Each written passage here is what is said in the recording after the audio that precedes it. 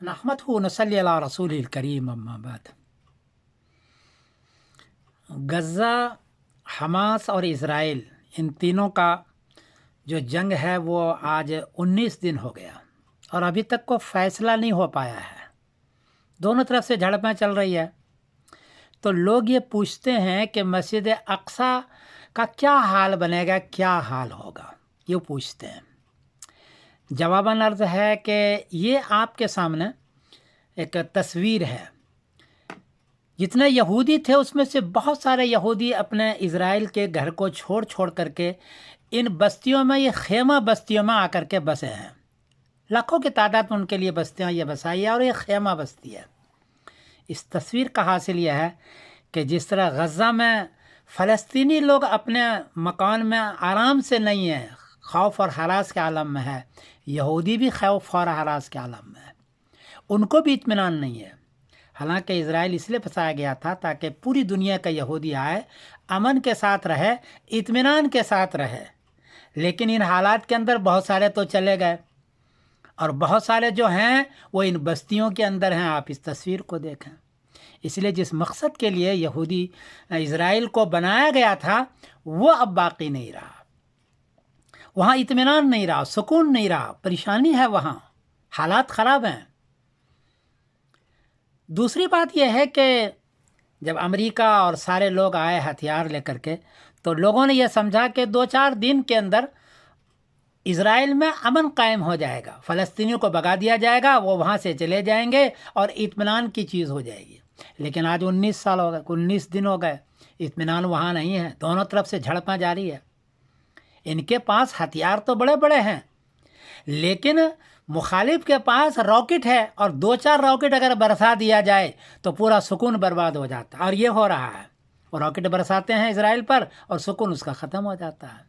इसलिए ये भी इसका हल नहीं था।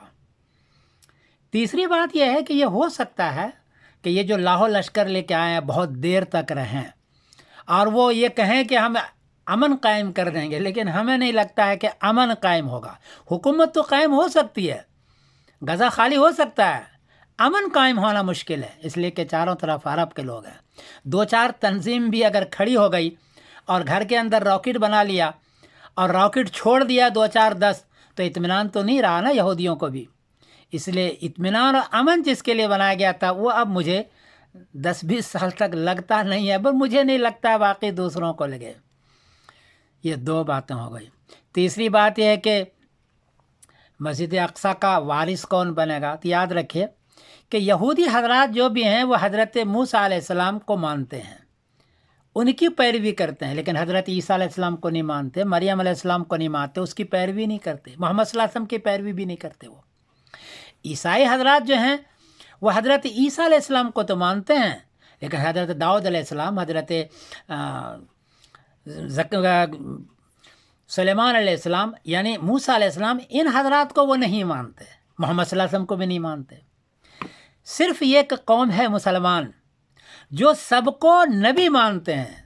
दाऊद अलैहिस्सलाम को भी, सुलेमान अलैहिस्सलाम को बल्कि रसूल मानते हैं, हज़रत ईसा अलैहिस्सलाम को भी, हज़रत मरियम अलैहिस्सलाम को भी और मोहम्मद सल्लल्लाहु अलैहि वसल्लम को भी।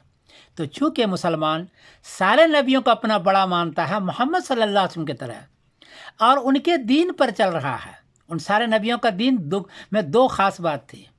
एक थी तौहीद, एक अल्लाह को मानना, और सारे नबियों में यह था कि मोहम्मद सल्लल्लाहु अलैहि वसल्लम को आखिरी रसूल मानना है।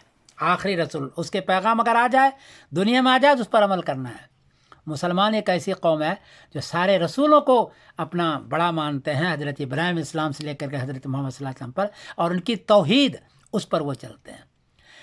मस्जिद अक्सा अल्लाह के 3 मस्जिदों में से एक है। इसकी हिफाजत की ज़िम्मेदारी, इसमें नमाज़ पढ़ने की ज़िम्मेदारी उन लोगों को जो है जो सारे अंबिया बनी इसराइल के तौहीद पर चले और उनके दीन पर गोया के चले, उनका है। और ये सिर्फ इस्लाम के अंदर है। इसलिए मेरा ज़ाती ख़्याल ये है कि मुसलमान ही इंशाअल्लाह अज़ीज़ में नमाज़ पढ़ेंगे और यही इनके वाले वारिस रहेंगे, और अब तक हैं अल्हम्दुलिल्लाह। ये मेरा तज्ज़िया है अबू सलमान जमाली की। हो सकता है तज्ज़िया गलत भी हो, लेकिन है। आखिरी बात कह दूँ कि जिस सुकून के लिए इज़राइल बनाया गया था वो सुकून नहीं है। खेमा बस्ती का आप उसको देख लें। अस्सलामु अलैकुम व रहमतुल्लाहि व